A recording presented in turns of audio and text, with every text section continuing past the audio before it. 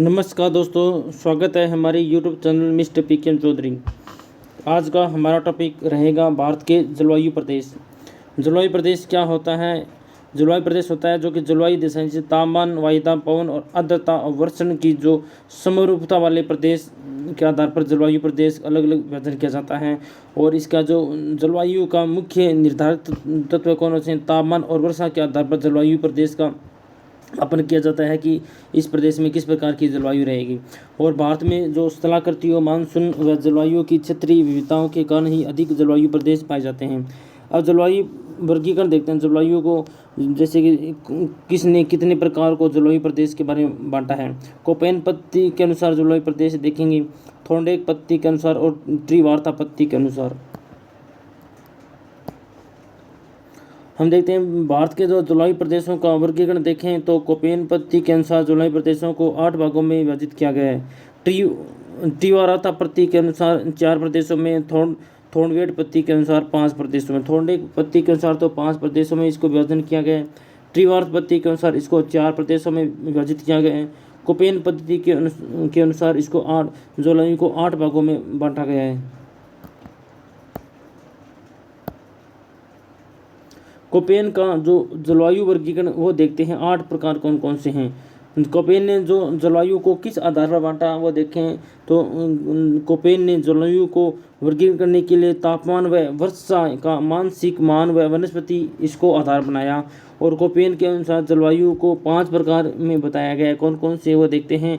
एक तो उष्णकटिबंधीय देखें तो जहाँ पर वर्ष भर में 18 डिग्री सेल्सियस से अधिक तापमान रहता है, उष्णकटिबंधीय। शुष्क जलवायु देखें तो यहाँ पर इसको यदि शुष्क जलवायु यदि इंग्लिश में इसको प्रतीक चिन्ह के रूप में दर्शाया जाता है, उसे बी पर दर्शाया जाता है। शुष्क जलवायु जो कि तापमान की तुलना में कम वर्षण। गर्म जलवायु सबसे ठंडे माह का तापमान 18 डिग्री सेल्सियस से व 3 डिग्री सेल्सियस के मध्य होता है। हिम जलवायु इसमें होता क्या है कि सबसे ठंडे माह का औसत तापमान 3 डिग्री सेल्सियस से कम होता है। ध्रुवीय जलवायु होते हैं, वहाँ पर बर्फीले क्षेत्र होते हैं। ध्रुवीय ध्रुवों पर बर्फ पाई जाती है। और जलवायु को विभिन्न कोपेन ने उपविभाजन किए हैं, वो उपविभाजन देखते हैं कि ए हम गर्म ग्रीष्म जिसमें सबसे गर्म माह का तापमान 22 डिग्री सेल्सियस से अधिक होता है। सी से हम शीतल पोम्स सबसे गर्म माह का तापमान 22 डिग्री सेल्सियस से कम होता है। अब मतलब यहाँ पर कोई शुष्क ऋतु नहीं है। डब्ल्यू का मतलब होता है शुष्क शीत ऋतु होती है। एस का होता है शुष्क ग्रीष्म ऋतु होती है। एम का मतलब होता है मानसून शुष्क ऋतु अलग है। एच का होता है औसत वार्षिक तापमान 18 डिग्री सेल्सियस से कम। जी होता है गंगा तुल्य का जो मैदान, जी में आता है। कोपेन का जलवायु वर्गीकरण देखें तो हमने पीछे भी देखा है कि उष्णकटिबंधीय ए, शुष्क जलवायु बी, गर्म जलवायु सी, हिम जलवायु डी, ध्रुवीय जलवायु ई के आधार पर इसको विभाजन किया गया है। इसके जो ये मैंने पढ़ लिया। अब देखते हैं जो जलवायु प्रदेश के अंदर कौन सा क्षेत्र आता है इस जलवायु अंदर, और इसकी विशेषताएं देखेंगे। जो शुष्क ग्रीष्म ऋतु की जो मानसूनी जलवायु जिसे ए से प्रतीक चिन्ह से दर्शाया जाता है, जो कि शुष्क ग्रीष्म ऋतु की मानसून जलवायु जो कि कोरोमंडल तट व आंध्र तट पर यह प्रदेश पाया जाता है। इसकी विशेषताएं देखें तो कम तापांतर, तापीय अंतर कम होता है। और शीत ऋतु में उत्तर पूर्वी मानसून से वर्षा होती है। जो कोरोमंडल होता है, शीत ऋतु में वर्षा किस मानसून से होती है? शीत ऋतु में उत्तर पूर्वी मानसून से कोरोमंडल तट पर वर्षा होती है और यहाँ पर कम तापांतर रहता है। और अगला देखें तो अर्ध शुष्क जो स्टेपी जलवायु प्रदेश, 2 नंबर देखें तो अर्ध शुष्क स्टेपी जलवायु प्रदेश है। इसको यदि इंग्लिश मीडियम में किस प्रकार दर्शाया जाता है वो देखते हैं तो इसको BSHW के आधार पर इसको दर्शाया जाता है। और जो स्टेपी जलवायु का प्रदेश देखें तो जो पश्चिमी घाट का जो वृष्टि छाया प्रदेश और मध्यवर्ती राजस्थान, पश्चिमी पंजाब, हरियाणा में यह प्रदेश पाया जाता है। और जो स्टेपी जलवायु प्रदेश इसकी विशेषताएँ देखें तो यहाँ पर शुष्क ग्रीष्म, इसकी विशेषताएं देखें तो ग्रीष्म काल में जो तापमान 25 डिग्री सेल्सियस से 60 डिग्री सेल्सियस तक रहती है। और यहाँ पर वर्षा भी 25 डिग्री सेल्सियस से 60 सेंटीमीटर वर्षा तक होती है। और यहाँ पर जो झाड़ियाँ देखें तो कांटेदार झाड़ियाँ व घास पाए जाते हैं, स्टेपी प्रकार के घास पाए जाते हैं। और वार्षिक वर्षा 18 डिग्री सेल्सियस से अधिक होगी। जलवायु प्रदेश 3 नंबर में देखते हैं कि उष्ण मरुस्थलीय जलवायु प्रदेश, यदि इंग्लिश में BWHW क्षेत्र देखें तो राजस्थान का जो पश्चिम क्षेत्र है वो उष्ण मरुस्थलीय जलवायु के अंदर आता है। और इसकी विशेषताएं देखें तो यहाँ पर 25 डिग्री सेल्सियस से भी कम वर्षा होती है और यह मरुस्थलीय क्षेत्र है। 4 नंबर जो देखें तो शुष्क शीत ऋतु की जो मानसून जलवायु देखें तो इसको इंग्लिश में CWG द्वारा व्यक्त किया जाता है।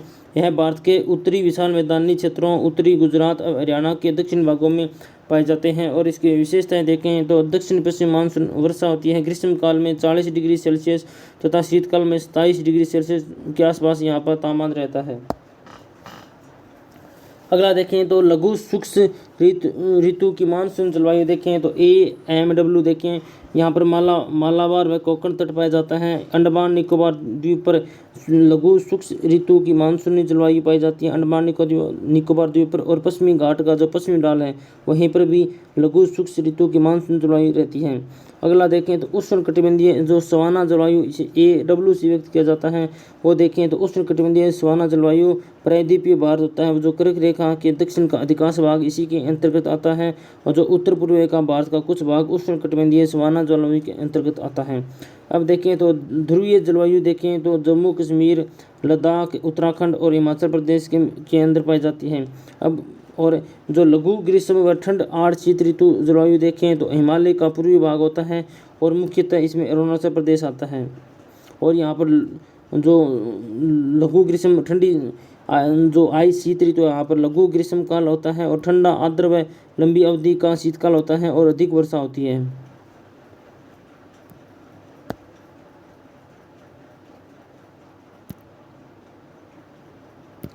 अब हम देखते हैं मृदा का विकास, जो मृदा का वितरण किस प्रकार से होता है और भारत में कौन कौन सी प्रकार की मृदा पाई जाती है। मृदा शब्द की उत्पत्ति जो लैटिन भाषा के सोलम शब्द से हुई है जिसका अर्थ होता है फर्श। जो मृदा शब्द की उत्पत्ति लैटिन भाषा का जो सोलम शब्द होता है ना उससे हुई है और लैटिन भाषा के सोलम शब्द से इसकी उत्पत्ति हुई है। और जो सोलम का अर्थ देखें तो होता है फर्श।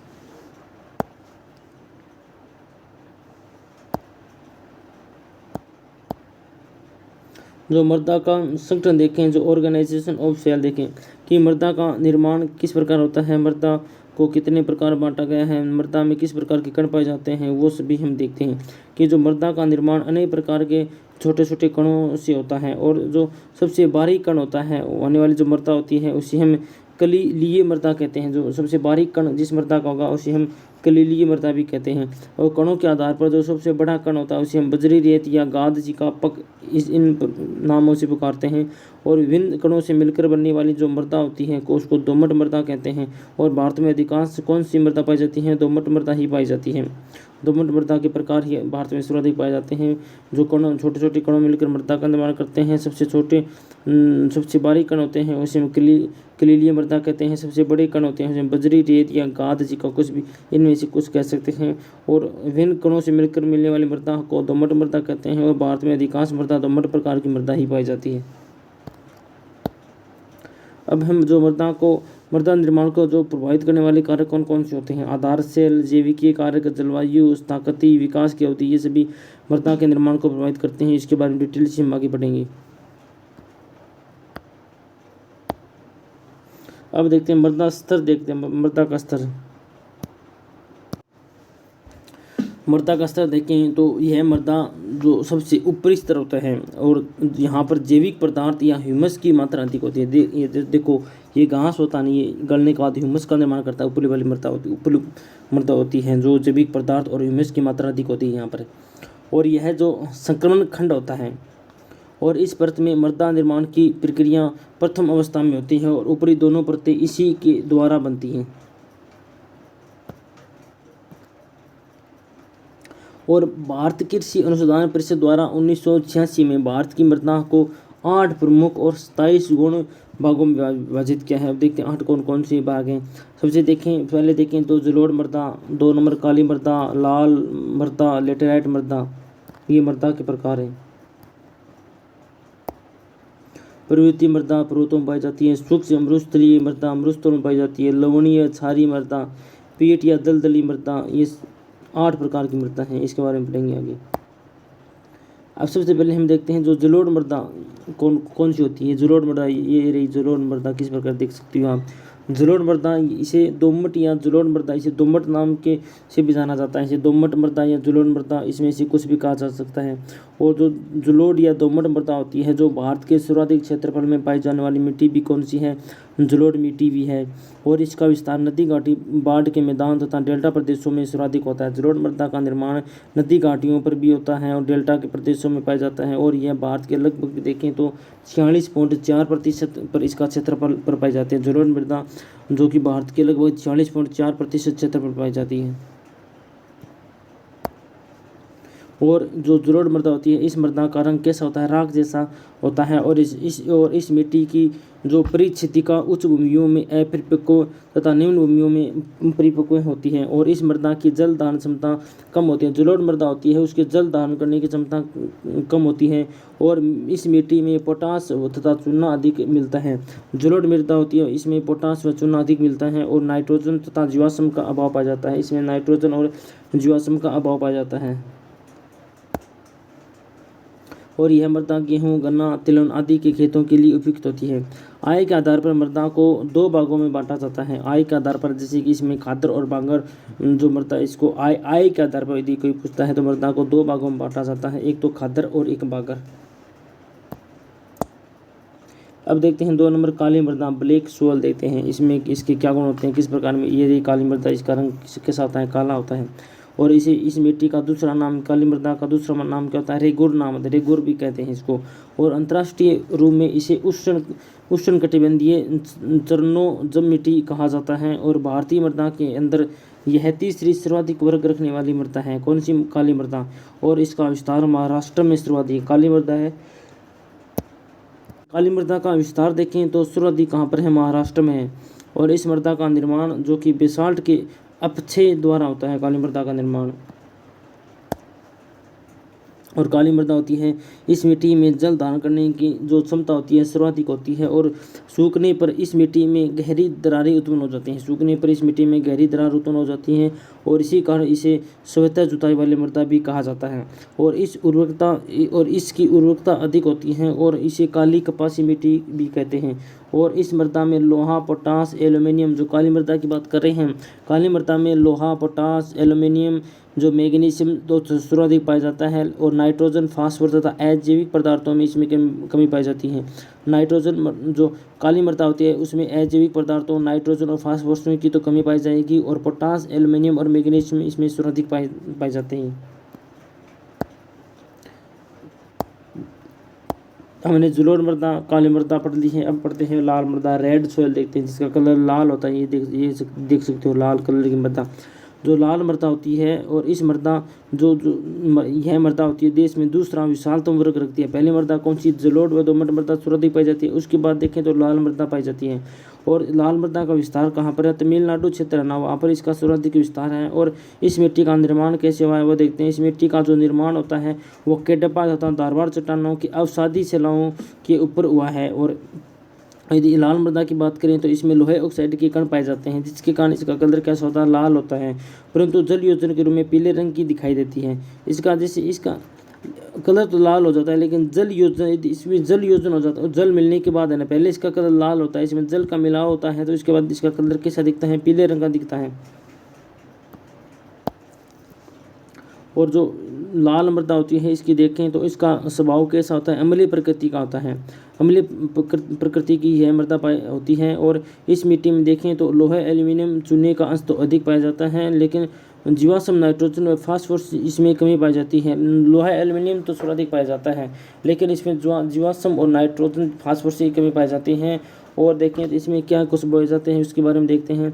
इस मृदा में तंबाकू, गेहूं, बाजरा, मोटे अनाज आदि की कृषि की जाती है। कौन सी मृदा में, लाल मृदा में। और इसका विस्तार देखें तो लाल मृदा का विस्तार भारत के तो तमिलनाडु, कर्नाटक, महाराष्ट्र, आंध्र प्रदेश, छत्तीसगढ़, उड़ीसा और झारखंड आदि क्षेत्रों में यह पाई जाती है।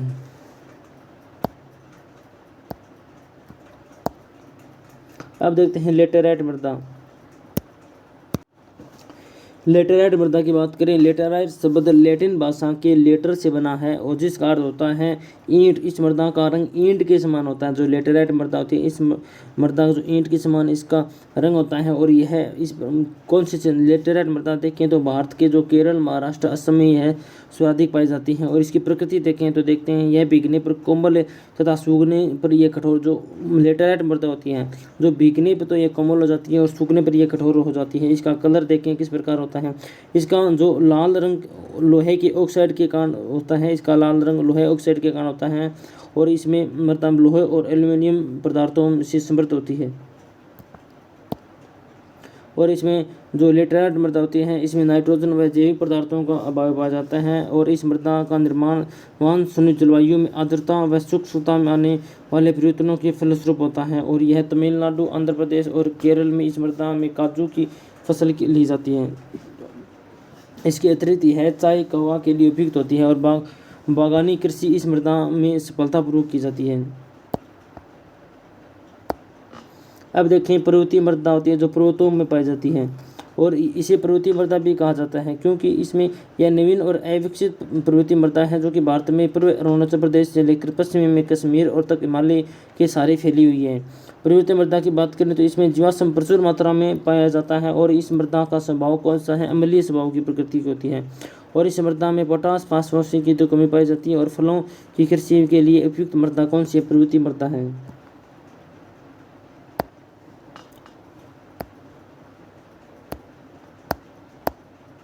अब बात करते हैं शुष्क व तथा मरुस्थलीय मृदा।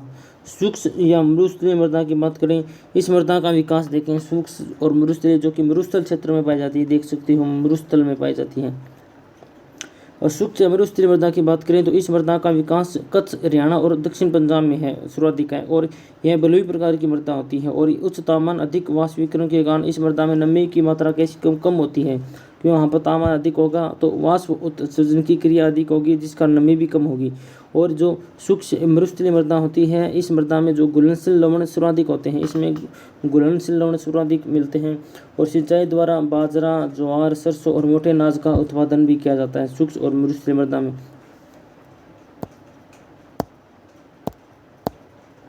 अब देखें लवणीय तथा क्षारीय मृदा देखते हैं, जिसमें लवणीय मृदा होती है जिसमें नमक की मात्रा पाई जाती है, जो कि झीलों के किनारे, समुद्रों के किनारे पाई जाती है। इस प्रकार की मृदा भारत में सर्वाधिक किस गुजरात, हरियाणा और उत्तर प्रदेश में पाई जाती है। जो लवणीय मृदा या लवणीय या क्षारीय दोनों इसमें कोष भी कह सकती हो, जो गुजरात, हरियाणा, उत्तर प्रदेश में पाई जाती है। और इसके अतिरिक्त पंजाब, राजस्थान, बिहार में भी इसका विस्तार है। और जो इसमें किसी का क्रिया के द्वारा ही इसके ऊपर परत पर लवण जम जाता है और जिसके फलस्वरूप इसका निर्माण होता है। उच्च जल स्तर वाले क्षेत्रों में नहर सिंचाई द्वारा इस प्रकार की समस्या सर्वाधिक देखने को मिलती है। मृदा की लवणता की मात्रा की चालकता देखते हैं। मृदा की लवणता की मात्रा जानने के लिए क्या क्या किया जाता है। जो इसमें कोई मृदा है मिट्टी, इसमें कितनी लवणता की मात्रा है। मापी का उपयोग किया जाता है। मापी का उपयोग किया जाता है इस समस्या से निपटने के लिए चुना। और यदि कोई लवणीय मृदा है उसको निपटने के लिए चूना व जिस्म का इसमें प्रयोग किया जाता है। मृदा के लवणता का आधार पीएच मान होता है। यदि 1 से 6 के मध्य यदि पीएच का मान होता है वह अम्लीय मृदा होती है। और यदि किसी पीएच मृदा का पीएच का मान 7 है वह उदासीन मृदा होगी। और 8 से 14 के मध्य यदि पीएच का मान है वह क्षारीय मृदा होती है। अब देखते हैं पिट या दलदली मृदा देखते हैं। जिसमें पिट और मर्सी सोइल, पिट या तथा दलदली मृदा देखें तो यह मृदा डेल्टा क्षेत्रों में सर्वाधिक पाई जाती है। डेल्टा क्षेत्र जो समुद्री किनारों पर पाया जाता है, जो कि यह मृदा डेल्टा क्षेत्रों में सर्वाधिक पाई जाती है। और इस मृदा के निर्माण के लिए आर्द्र जलवायु होना आवश्यक होता है। साथ में सड़ी हुई जो वनस्पतियाँ होती हैं के द्वारा इस मृदा का निर्माण होता है, जो पिट व दलदली मृदा का निर्माण होता है। और पिट व दलदली मृदा का निर्माण देखें तो यह मृदा जो कि कहाँ पर पाई जाती है, यह मृदा केरल, तमिलनाडु के आंध्र प्रदेशों में सर्वाधिक पाई जाती हैं। और इसमें जिसमें फेरस आयरन होने के कारण इसका रंग कैसा होता है, नीला होता है। जो पिट और दलदली मृदा होता है इसका रंग नीला होता है फेरस आयरन होने के कारण। इस मृदा की जो इसमें मैग्रो वनस्पतियाँ पाई जाती हैं, इस मृदा में मैग्रो वनस्पति पाई जाती है।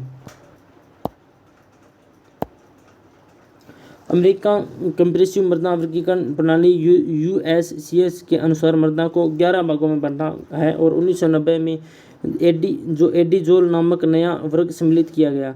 इंसेप्टिसोल जो कि भारत में गंगा सिंधु के मैदानों में इस प्रकार की मृदा पाई जाती है और भारत में सर्वाधिक वर्ग इसी मृदा का है। एंटीसोल जो कि नवीन जलोढ़ खाद्य मृदा इस मृदा के अंतर्गत आती है।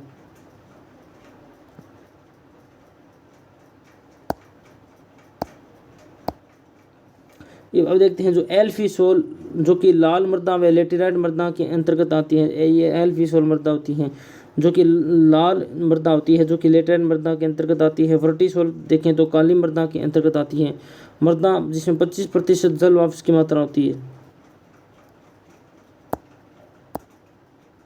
अम्लीय मृदा जो कि हाइड्रोजन के आयनों की वृद्धि होती है। अम्लीय मृदा में हाइड्रोजन के आयनों की वृद्धि होती है। पौधे के लिए 6 से 7 पीएच उपयुक्त होती है। यदि पौधों को आना है तो पीएच का मान 6 के और 7 के मध्य होना चाहिए।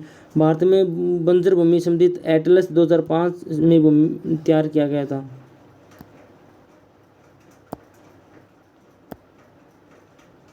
भारत में केंद्रीय मृदा संरक्षण बोर्ड का गठन 1953 में किया गया और मरुस्थल विकास कार्यक्रम 1977-78 में चला। जो भारत में केंद्रीय मृदा संरक्षण बोर्ड 1953 में स्थापना की गई। मरुस्थल विकास कार्यक्रम 1977-78 में। राष्ट्रीय बंजर भूमि विकास मंडल की स्थापना 1985 में की गई। जो राष्ट्रीय बंजर भूमि विकास मंडल की स्थापना 1985 में की गई।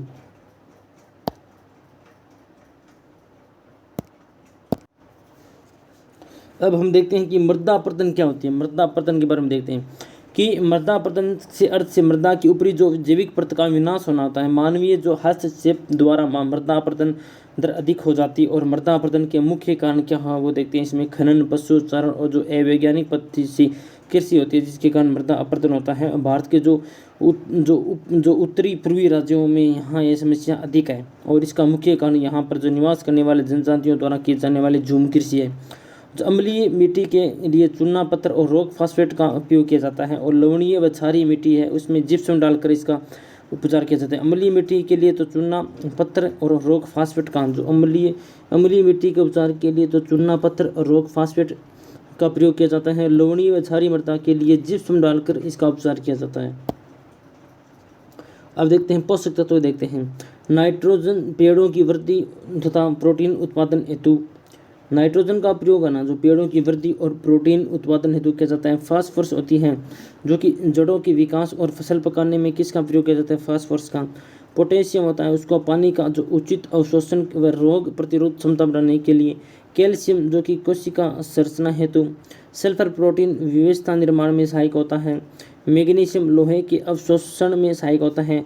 आयरन शोषण हेतु। और कोबाल्ट होता है जो नाइट्रोजन स्थिर करने हेतु और जड़न प्रोटीन संश्लेषण में। देख सकते हो यहाँ पर जो कि चूना, फास्फोरस, पोटास की कमी पाई जाती है। जैविक पदार्थ अधिक पाया जाता है। ये मध्य क्षेत्र इसमें देखें तो नाइट्रोजन, जैविक पदार्थों की कमी, चूना, फास्फोरस, पोटास अधिक।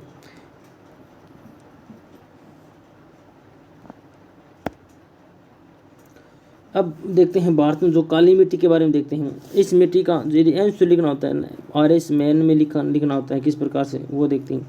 जो भारत में काली मिट्टी के बारे में लिखना है कि इस मिट्टी का सर्वाधिक स्थान महाराष्ट्र, गुजरात में है और यह मिट्टी बेसाल्ट पठार के द्वारा बनी हुई है इसलिए इसे बेसाल्टिक मिट्टी भी कहा जाता है।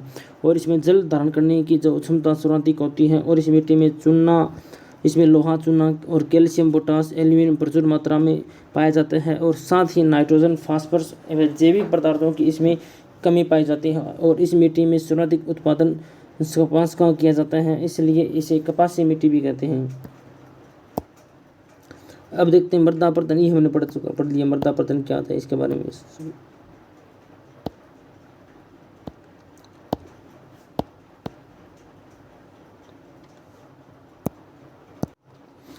अब हम देखते हैं जो भारत में मिट्टी की समस्या के बारे में, मृदा अपरदन की या अलग अलग जो मिट्टी की समस्या है वो देखते हैं कि समस्या मतलब कि मृदा अपरदन हो रहा है, उर्वरता में कमी आ रही है, मरुस्थलीकरण हो रहा है, लवणता बढ़ रही है, बंजर भूमि हो रही है, ये मिट्टी की समस्याएं होते हैं।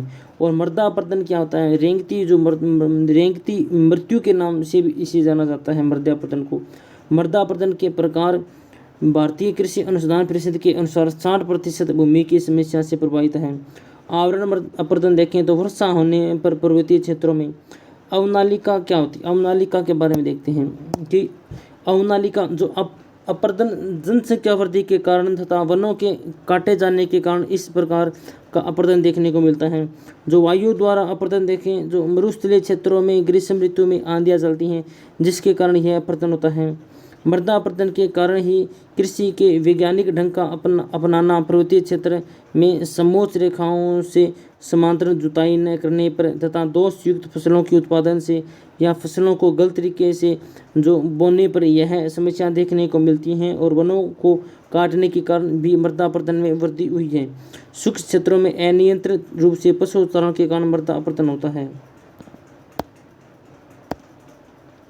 मृदा सुरक्षा के अब उपाय देखते हैं। मृदा सुरक्षा के क्या क्या उपाय हैं कि पहाड़ी ढालों पर वृक्षारोपण करके, खेतों में फसलों का हेरफेर करके तथा कुछ समय खेतों की भूमि को खाली छोड़कर मृदा के जो रासायनिक तत्वों को नष्ट होने से बचाया जा सकता है। बाढ़ के समय नदियों के जल को रोकने के लिए वाटर शेड, एनीकट बनाकर मृदा अपर्दन को रोका जा सकता है। मरुस्थलीय क्षेत्रों में मृदा अपर्दन को रोकने के लिए बालू का स्तूप और वनस्पति लगाकर मृदा अपर्दन को रोका जा सकता है। तो देश के विभिन्न भागों में एक निश्चित भूमि पर चराह का विकास करके मृदा अपर्दन को रोका जा सकता है। अब देखते हैं, जो समरी देखते हैं इसकी। भारत का जो विशाल भौगोलिक संरचना या उच्चावच विशेषताओं के कारण वर्षा की जो अवितरण असमानता पाई जाती है और भारत में दक्षिणी पश्चिमी मानसून द्वारा तो 75% और उत्तर पूर्वी मानसून द्वारा 13% और मानसून पूर्व द्वारा 10% तथा पश्चिमी विक्षोभ द्वारा 2% वर्षा होती है। और उत्तर भारत जो पश्चिम से पूर्व की ओर चलने वाली वर्षा की मात्रा में बढ़ती है। उत्तर भारत में तो देखें तो पश्चिम से पूर्व की ओर जाने पर वर्षा की मात्रा में बढ़ती है और जो प्रायद्वीपीय भारत में तटों से आंतरिक भागों में जाने पर वर्षा के मान में कमी होती है। उत्तर पूर्वी भारत में ऊंचाई के साथ साथ वर्षा में भी बढ़ोतरी होती है।